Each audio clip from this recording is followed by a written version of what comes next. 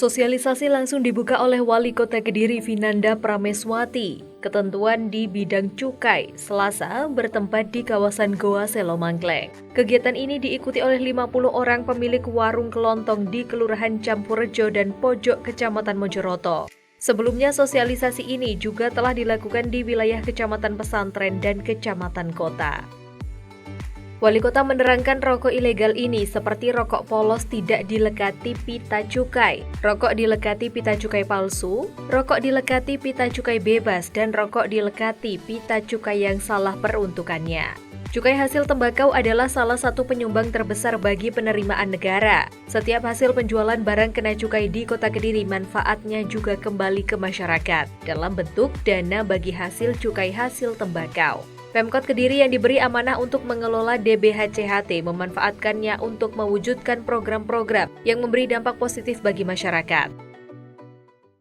Bapak Ibu yang berbahagia, perlu diketahui bahwa cukai hasil tembakau ini adalah salah satu penyumbang terbesar bagi penerimaan negara.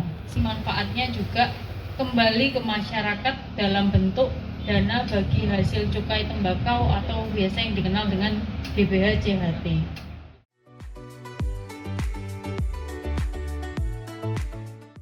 Ya, harapannya di Kota Kediri sudah tidak ada lagi penjualan rokok ilegal, karena dengan adanya sosialisasi ini kami ingin meningkatkan pemahaman kepada masyarakat, khususnya terkait dengan ketentuan di bidang cukai. Tadi kan sudah disampaikan oleh Pak Samsul bahwa ini pelaksanaan kegiatan ini juga sesuai dengan aturan Permenkyu nomor berapa tadi ya?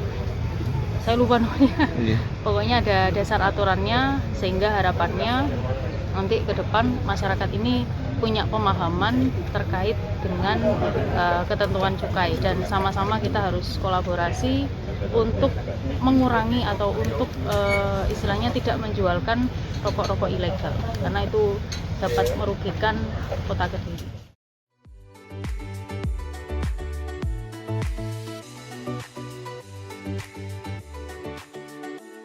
Dengan melihat banyaknya manfaat program menggunakan DBHCHT, maka sudah menjadi kewajiban bersama untuk menjaga ekosistem peredaran rokok dan barang kena cukai lainnya di Kota Kediri tetap legal. Pada kegiatan ini diisi narasumber dari KPP Bea Cukai Tipe Madya Cukai Kediri, Kejaksaan Negeri Kota Kediri, dan Polres Kediri Kota. Turut hadir Kepala Kantor Pengawasan dan Pelayanan Bea dan Cukai Tipe Madya Cukai Kediri, Ardiatno. Narasumber dari Polres Kediri Kota menjelaskan pelanggaran tentang penjualan rokok tanpa cukai yang mana bisa dikenakan sanksi pidana.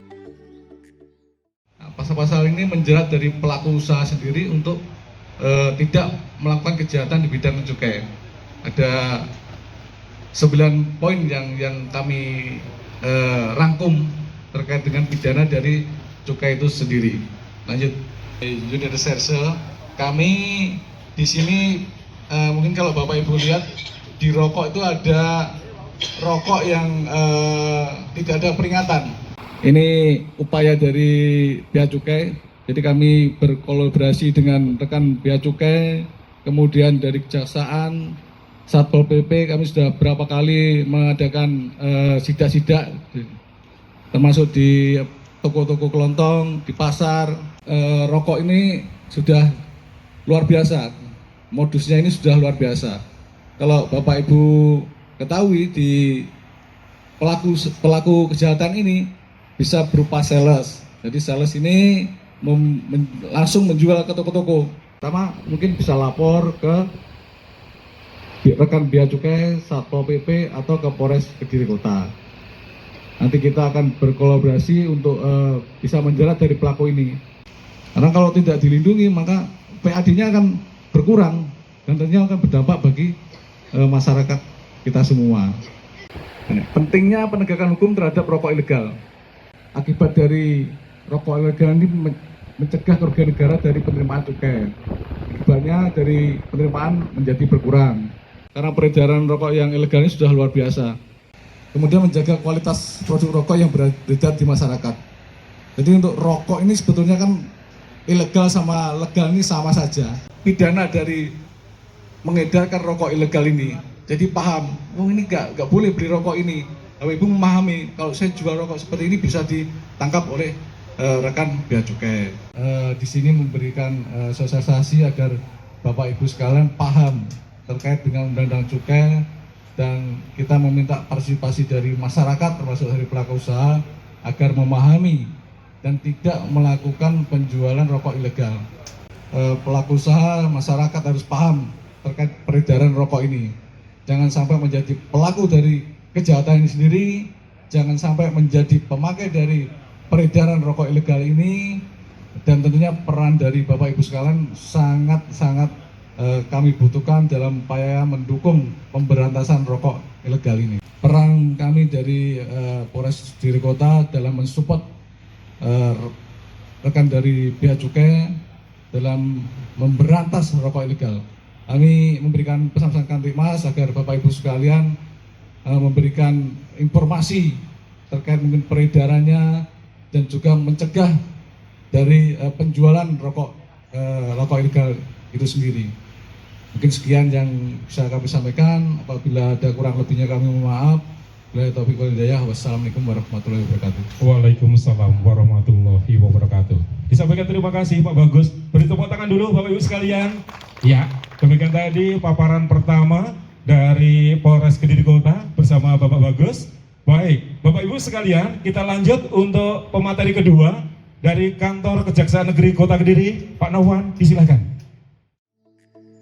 Begitu juga dari Kejaksaan Negeri Kota Kediri turut menjelaskan terjadinya pelanggaran atau dianggap tindak pidana tentang penjualan rokok tanpa cukai.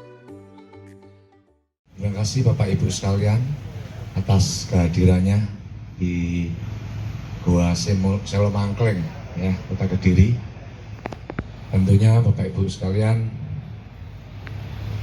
ini ingin materinya cepat atau lambat Bapak Ibu.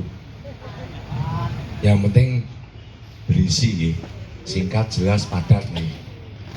Next. Nah ini Bapak Ibu sekalian ya. Jadi saya menyampaikan sedikit terkait fungsi dari kejaksaan adalah lembaga pemerintahan yang fungsinya berkaitan dengan kekuasaan kehakiman yang melaksanakan kekuasaan negara di bidang penuntutan serta kewenangan lain berdasarkan undang-undang. Yang berdasarkan Undang-Undang Nomor 16 Tahun 2004 sebagaimana telah ditambah dan diubah dengan Undang-Undang Nomor 11 Tahun 2021 tentang Kejaksaan Republik Indonesia. Untuk pengertian dari jaksa adalah pegawai negeri sipil dengan jabatan fungsional yang memiliki kekhususan dalam melaksanakan tugas, fungsi, dan kewenangannya berdasarkan undang-undang. Di kejaksaan sendiri ada beberapa tugas dan wewenang, yaitu bidang pidana umum, intelijen, data dan tata usaha negara, serta pemulihan aset. Next. Nah ini Bapak Ibu ya, ini khususnya di bidang seksi intelijen yang utama melakukan pencegahan atau preventif terhadap pelaku kejahatan. Next. Seksi tindak pidana umum dan khusus, ini khusus untuk tindak pidana korupsi Bapak Ibu sekalian. Next. Jadi cukai sebagai salah satu instrumen pajak tidak hanya untuk menarik uang atau konsumsi suatu barang tertentu yang dilakukan masyarakat sehingga menambah pundi-pundi pemasukan keuangan negara, tetapi juga fungsi kontrol di bidang ketenagakerjaan, kesehatan masyarakat, distribusi pendapatan dan pengawasan peredaran barang-barang tertentu yang dikenai cukai yang berdasarkan Undang-Undang RI Nomor 39 Tahun 2007 sesuai pasal 1 ayat 1, yang mana cukai adalah pungutan negara yang dikenakan terhadap barang-barang tertentu yang mempunyai sifat atau karakteristik yang diterapkan dalam undang-undang ini. Next. Ini Bapak Ibu sekalian ya, Bapak Ibu sekalian tentunya sudah paham dan mengerti di lapangan terkait pengertian rokok ilegal. Yang jualan rokok ada berapa orang ini? Tolong Bapak Ibu angkat tangan. Oh banyak ya, oh ibu-ibunya malah jualan rokok ya, daripada ibu-ibunya apa bapaknya ya. Oh peracangan. Ada nggak Bu yang menawari, seorang yang menawari rokok? Belum ada ya. Nanti seandainya sewaktu-waktu ibu-ibu ini ditawari rokok ilegal gimana? Tidak mau. Terus langkahnya apa? Lapor kemana Bu? Satpol PP atau pihak bea cukai atau Polres ya? J. Next, ciri-ciri rokok ilegal yang diedarkan yaitu palsu atau dipalsukan, sudah pernah dipakai. Jadi yang sudah pernah dipakai ini terkait pita cukainya Bapak Ibu sekalian, ya. Ada lagi yang pita cukainya yang dipalsu, ada lagi pita cukainya asli tapi bekas ditempel kembali, ya. Sirkulasi untuk faktor penyebab peredaran rokok ilegal. Yang pertama, biaya produksi lebih rendah, jaringan perdagangan ilegal yang aktif, kurangnya pemahaman terkait rokok ilegal, permintaan yang tinggi dari konsumen, dan pajak yang tinggi atas rokok tersebut. Next. Ini Bapak Ibu sekalian ya, terkait modus tindak pidananya, aspek persyaratan izin dengan mendirikan pabrik rokok tanpa izin. Ya, next. Nah ini Bapak Ibu sekalian, perbedaan antara pasal 54 dengan 55 secara signifikan. Next. Ini pasal 56 dan 57. Next. Sedangkan ini pasal 58. Ini yang sering terjadi di masyarakat Bapak Ibu ya, yaitu dengan unsur penerapan pasal bahwa setiap orang yang menawarkan, menjual atau menyerahkan pita cukai atau tanda pelunasan cukai lainnya kepada yang tidak berhak atau membeli, menerima atau menggunakannya. Nah ini Bapak Ibu, untuk peran penegakan hukum, yang pertama kita melakukan pencegahan, ya. Pencegahan seperti ini Bapak Ibu, kita di lapangan bertemu dengan warga masyarakat untuk memberikan pemahaman. Nah ini yang paling penting juga. Jadi tujuan sosialisasi kami di sini memohon dengan sangat peran serta Bapak Ibu sekalian apabila di kemudian hari ditemukan seseorang yang menawarkan rokok ilegal. Next. Mumpung kami di sini, yang mau disampaikan mana enggak Mas? Enggak ada ya. Oke, terima kasih Bapak Ibu sekalian atas perhatiannya. Kurang lebihnya mohon maaf. Wassalamualaikum warahmatullahi wabarakatuh. Baik, disampaikan terima kasih Pak Novan. Demikian tadi paparan bersama kantor Kejaksaan Negeri Kota Kediri. Bapak Ibu sekalian, sudah disampaikan narasumber pertama, kemudian narasumber kedua, selanjutnya kita ke narasumber yang ketiga dari kantor Bea dan Cukai Kediri, kepada Bapak Arin Toko Dwi, kami persilahkan. Yang terakhir dari Bea Cukai menjelaskan lebih detail tentang jenis rokok, jenis cukai, bahaya dari rokok tanpa cukai, dan kerugian rokok tanpa cukai bagi negara dan pemerintah daerah. Terkait ini sempat dapat mandat dari Kapolres terkait dengan rokok. Saya suruh menerangkan terkait dengan rokok, jenis-jenisnya rokok. Mungkin ada nggak di slide-nya Mas? Slide, ada nggak yang jenis rokok? Ya, ada nggak? Nggak ada ya. Jadi rokok itu ada sekitar 5 atau 6 jenis, Bapak Ibu ya. Ada 5 atau 6. Yang paling umum ada 2. Nah, yang paling umum ada 2. Satu namanya SKM. Bukan susu kental manis ya Bu, ya sanes. Bukan susu kental, tapi sigaret kretek mesin. Nah, satu-satunya di Kediri itu masih satu grup dengan Gudang Garam, Halim. Kalau pernah Sadian Halim, nah itu SPM, sigaret putih mesin. Apa bedanya dengan yang kretek, sigaret kretek? Kalau yang 2 tadi kan sigaret kretek mesin sama tangan. SPM sigaret putih, nah itu unsurnya adalah semuanya dari tembakau tanpa tangkai. Oke, itu di sigaret putih mesin. Kemudian motor lagi kasih wonten yang rokok kelobot nabi kelembak. Nek zaman cilian kul kathah. Biasanya pun Mbah Dukun. Mbah Dukun itu kelembak menyan sama kelobot. Nek kelobot itu seperti Wong saiki pun ngerti nagel. Bapak yang ngertos nagel nggih. Ah, nagel. Lek riyen nagel, kalau bentuknya lincip, kerucut. Nah, kalau tiang-tiang riyen kan bangun omah nomor kan nggak pakai paku, pakainya nagel. Bentuknya nagel. Nggih. Itu terus ada tes itu dia masih berbentuk irisan. Singkat cerita dari semua ini tadi Bapak Ibu ya, kami dari Bea Cukai, dari Kejaksaan, dari Polres menghimbau kepada Bapak Ibu untuk menekan. Kalau bisa 100% kita menghilangkan. Karena apa? Yang rokok ilegal itu sama sekali akan merugikan kita semua. Baik dari sisi keuangan negara maupun dari sisi industri. Dari keuangan negara jelas, dari Pemda tidak mendapat apapun dari industri itu.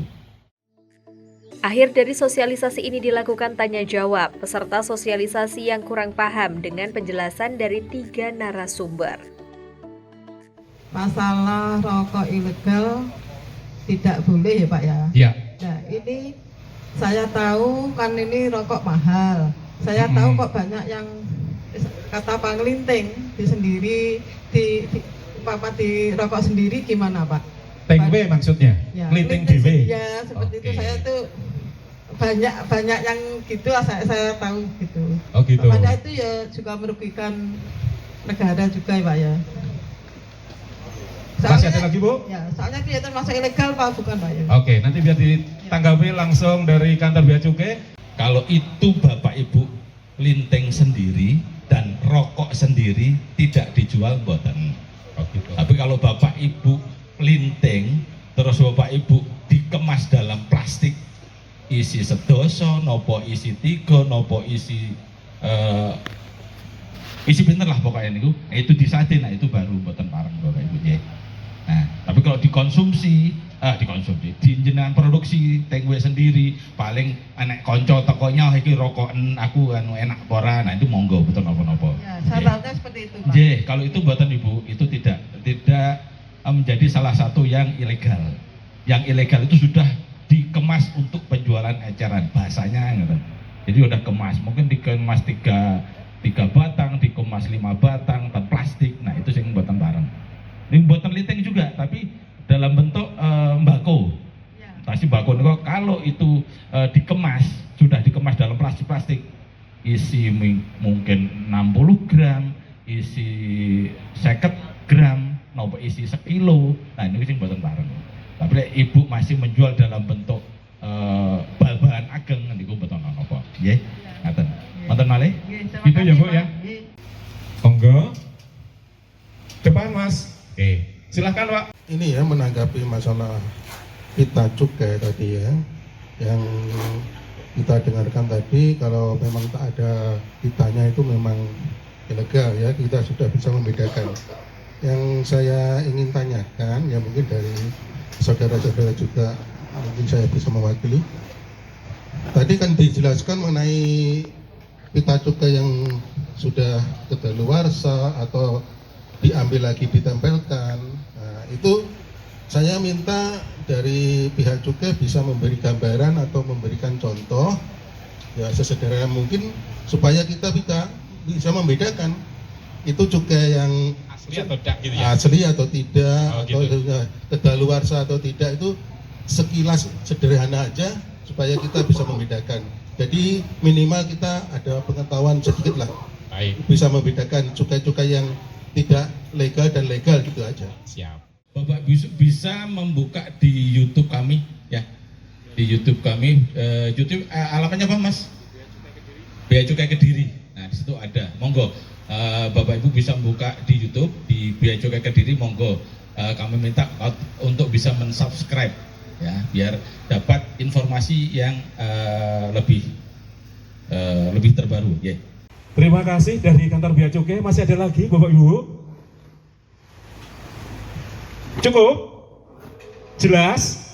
Alhamdulillah cukup dan jelas. Baik Bapak Ibu sekalian, kalau sudah cukup tahu dan jelas, acara kita akhiri dengan foto bersama. Kepada para narasumber berkenan ke depan, kita akan foto bersama dengan audien terlebih dahulu. Bapak Ibu sekalian dimohon untuk berdiri semuanya, kita akan foto sama-sama. Cukup?